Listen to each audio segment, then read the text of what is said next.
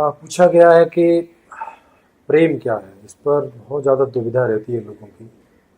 कोई बोलते हैं कि ये केवल एहसास का विषय है, इसको डिफाइन नहीं किया जा सकता।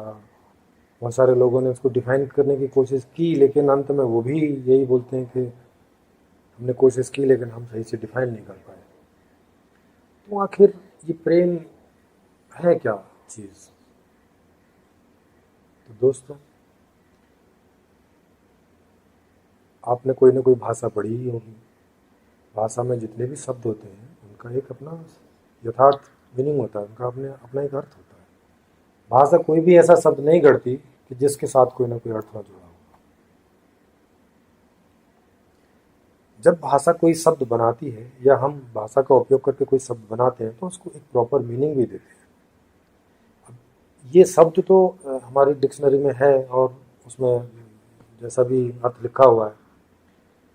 अब ये जब भी किसी ने बनाया होगा तो एक बड़े ही सही अर्थ के साथ इसको बनाया होगा, लेकिन कालांतर में वो अर्थ खो गया और अभी हम लोग सब भटकते हैं इसके अर्थ के लिए।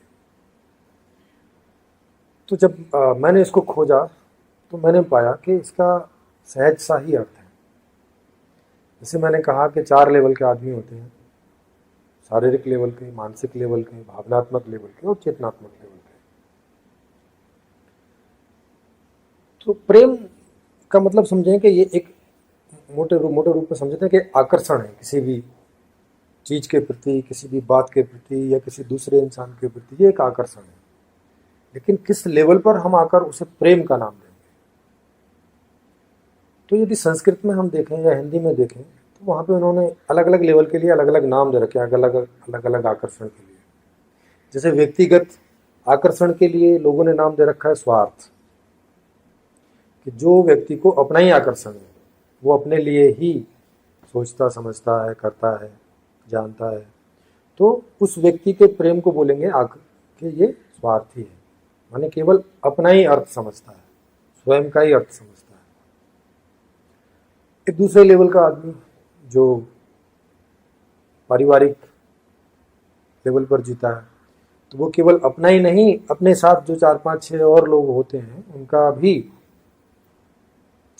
उनकी भी चिंता करता है, उनके भी सुखों की चिंता करता है, और उनके दुखी होने पर भी खुद दुखी होता है, उनके सुखी होने पर भी खुद सुखी होता है। ऐसे आदमी के आकर्षण को बोला गया कि वो वासना है। वासना यहाँ कोई गलत अर्थ में नहीं है। लोग जैसे वासना को गलत अर्थों में लेते हैं या स्वार्थ को गलत अर्थों में लेते हैं, ये कोई गलत नहीं है। ये एक अपने लेवल की एक अभिव्यक्ति है। जैसे शारीरिक लेवल की अभिव्यक्ति है स्वार्थ, वैसे ही मानसिक लेवल की अभिव्यक्ति है वासना। जब आदमी वासना के केंद्र पर जीता है तो वो अब अपना और अपने परिवार का भला चाहता है, उन्हीं के बारे में सोचता समझता जानता करता है सब चीज़ें।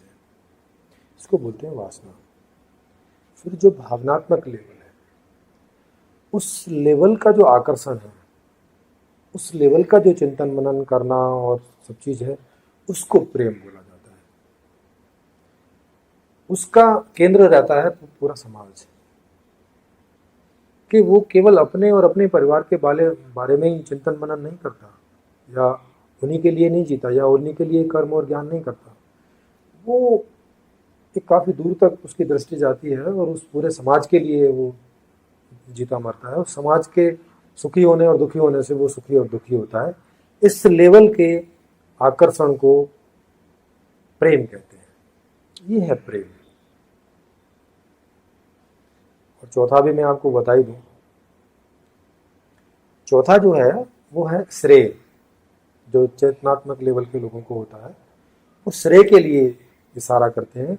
तो प्रेम ही जब और बढ़ के आगे पहुंच जाता है तो वो श्रेय हो जाता है, श्रेष्ठ, माने वो सही के लिए काम करते हैं। श्रेय से मतलब होता है फॉर राइट, सही के लिए काम करना।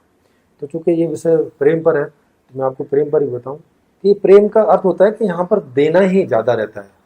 यहाँ ऐसा नहीं होता कि मैं दूंगा तो आप कुछ मुझे दोगे तो मैं दूंगा, जैसे वासना लेवल का प्रेम है कि वहाँ देना और लेना रहता है। आप दोगे तो मैं भी दूंगा, तो ऐसा ऐसा करके चलता है। माने वहाँ लेने देने में संतुलन की बात होती है, लेकिन प्रेम में लेने देने में संतुलन की बात नहीं होती।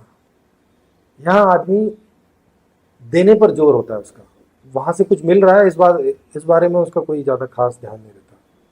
इसीलिए इसको प्रेम कहा गया है कि ये केवल देना जानता है, लेना नहीं जानता। तो बस यही प्रेम है।